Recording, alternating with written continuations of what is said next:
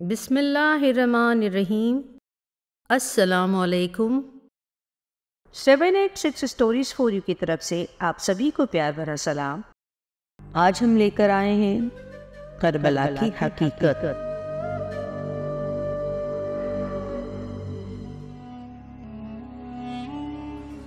دو محرم کا دن تھا۔ امام حسین نے کربلا کے تپتے میدان میں اپنے خیمے لگائے۔ 6 محرم تک یزید کی فوج ان پر دباؤ ڈالتی رہی، لیکن امام حسین اور ان کے جانشین صحابہ ان کے آگے جھکنے سے انکار کرتے رہے۔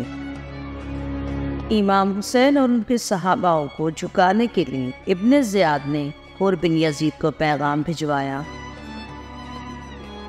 اگر امام حسین نہ مانے تو ان کا پانی بند کر دو۔ یہ پیغام جب حر کو ملا تو کہنے لگا، یہ نواسہ رسول ہے، اہل بیت ہے، میرا دل اس بات کے لیے گوارا نہیں کرتا۔ ابن زیاد نے جب یہ سنا تو اس نے عمر سعد کو فوج کا کمانڈر بنا کر ہزاروں کے لشکر کے ساتھ کربلا روانہ کر دیا۔ عمر ابن سعد یہ سعد ابن وقاص کا بیٹا تھا۔ ابن وقاص حضور کے صحاباؤں میں سے تھے، یہ ان میں سے تھے جن سے حضور محبت رکھتے تھے۔ عمر سعد بھی امام حسین کو قتل کرنا نہیں چاہتا تھا، لیکن جب ابن زیاد نے رے کا گورنر یعنی رے کی حکومت کا لالچ عمر سعد کو دیا تو رے کے حکمران بننے کے لالچ میں وہ اس جنگ میں کمانڈر بن کر شامل ہو گیا۔ عمر سعد نے امام حسین کا پانی روک دیا۔ اس دریا کا نام دریائے فرات تھا۔ 7 محرم سے امام حسین علیہ السلام کا پانی روک دیا گیا۔ اس وقت صحرائی علاقوں کا ٹیمپریچر 40 ڈگری سے 50 ڈگری سیلسیس ہوا کرتا تھا، یعنی کہ ایسی شدید دھوپ اور گرمی ہوتی تھی کہ اگر انسان پیٹ بھر کر بھی پانی پی لے تو 2 گھنٹے میں پھر سے پیاس لگ جائے۔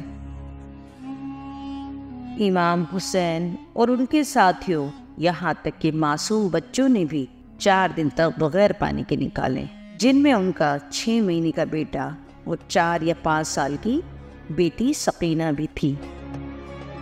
ابن زیاد اور ان کے کمانڈر نے انہیں ہر طرح سے جھکانے کی کوشش کی۔ محرم کی 9 تاریخ ہوئی۔ عمر سعد نے اور فوج بلائی، اس نے سمر کو بھی بلایا۔ سمر نے امام حسین سے کہا، اب ہم اور نہیں رکیں گے، آپ ہماری بیعت کریں گے یا جنگ؟ یہ سن کر امام حسین خیمے میں گئے اور اپنی بہن سیدہ زینب علیہ السلام سے مشورہ کیا۔ باہر نکلے اور کہنے لگے، بیعت تو میں ہرگز نہیں مانوں گا، میں جنگ کے لیے تیار ہوں، لیکن آج کی رات مجھے عبادت کرنے کا موقع دے دو۔ مجھے پتا ہے کہ کل ہمارے ساتھ کیا ہونے والا ہے۔ یہ محرم کی 9 تاریخ تھی، جسے ہم آج مسلمان عاشورہ کی رات بھی کہتے ہیں، اور اس رات ہم سبھی مسلمان عبادت کرتے ہیں اسی رات کو یاد کرنے کے لیے۔ امام حسین نے عبادت کرنے کی اجازت مانگی، لیکن عمر سعد اور سمر نے کہا، نہیں، ہم آپ کو عبادت نہیں کرنے دیں گے۔ اس پر حر بن یزید نے کہا، تم لوگ ضد نہ کرو، امام حسین کو موقع دو، عبادت کرنے دو۔ حر کے کہنے پر انہیں عبادت کرنے کا موقع دیا گیا۔ ساتھ ہی حر نے امام حسین سے کہا، مولا، آپ بیعت قبول کر لیں، آپ یزید کی بات مان لیں۔ امام حسین علیہ السلام نے رات بھر عبادت کی۔ تہجد پڑھنے کے بعد آپ اپنی بہن سیدہ زینب کے پاس گئے، انہیں سمجھایا کہ میرے جانے کے بعد آپ کو ہی ان سب کا خیال رکھنا ہے۔ تو زین العابدین نے کہا، میں بھی جنگ میں شامل ہونا چاہتا ہوں۔ آپ نے کہا، نہیں، تم بیمار ہو اور بیمار کو جنگ لڑنے کی اجازت نہیں ہوتی۔